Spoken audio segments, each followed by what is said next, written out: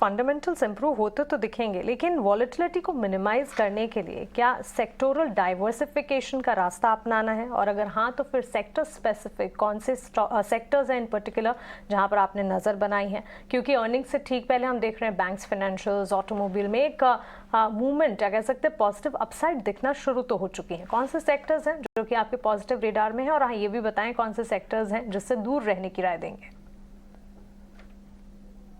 Good morning. बिल्कुल, markets में कुछ एक सेक्टर्स हैं जहां पे अर्निंग्स विजिबिलिटी हमें दिखती है इस समय। और वो इम्पोर्टेंट इसलिए है कि ना सिर्फ वो चढ़ती मार्केट में हमें सपोर्ट देगी कि मार्केट ऊपर जाएगा तो अर्निंग्स विजिबिलिटी वाले सेक्टर और स्टॉक बेनिफिट करेंगे, बल्कि गिरती मार्केट में भी डाउनसाइड ऐसी कंपनीज का लिमिटेड रहता है या ऐसे सेक्टर्स का लिमिटेड रहता है। आप देख लीजिए कि पिछले कई रिसेशनरी पीरियड्स में जो सेक्टर सबसे कम गिरता है वो है एफएमसीजी, कंज्यूमर स्टेपल सेक्टर, क्योंकि वहां पे अर्निंग्स विजिबिलिटी में डेंट नहीं आता, जबकि रिसेशन बाकी सारी इकोनॉमी में प्ले आउट कर रहा होता है। इस सेक्टर में अर्निंग्स विजिबिलिटी फिर भी रहती है। ऐसे ही अगर हम आज की पोजीशनिंग देखें तो हमें लगता है फाइनेंशियल्स में अर्निंग्स विजिबिलिटी हमें दिखता है। हमें ये दिख रहा है कि अगर इस इकोनॉमी को ग्रो करना है तो उसकी लिक्विडिटी फाइनेंशियल सेक्टर से ही आएगी।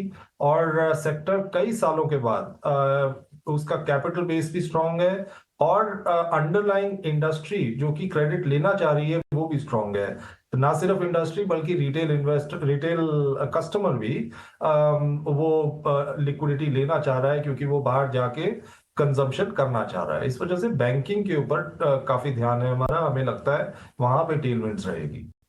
दूसरी चीज, इस कंट्री में पिछले 20 साल से एक ऐसी सिचुएशन खड़ी हुई कि हमारी मैन्युफैक्चरिंग बाय एंड लार्ज खत्म हो गई।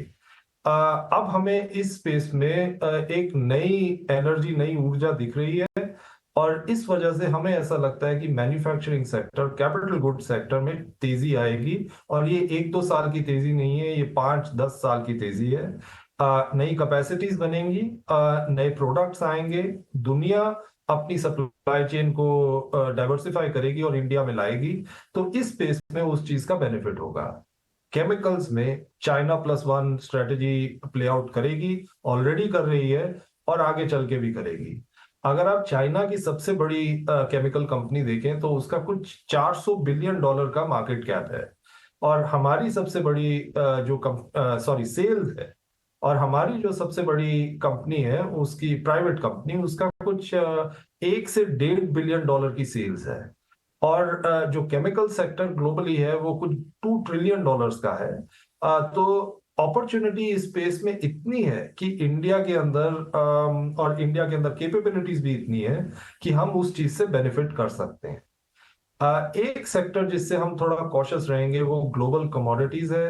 उधर बड़ा केयरफुली इन्वेस्ट करना पड़ता है, बिकॉज पता नहीं चलता कि कौन से पैर पड़ाव पड़ रहा है ग्लोबली, और इसलिए हम थोड़ा सा उस सेक्टर में केयरफुल रहेंगे। By and large India specific sectors जो कि इंडिया ग्रोथ को कैप्चर करेंगे, उनमें तेजी रहेगी।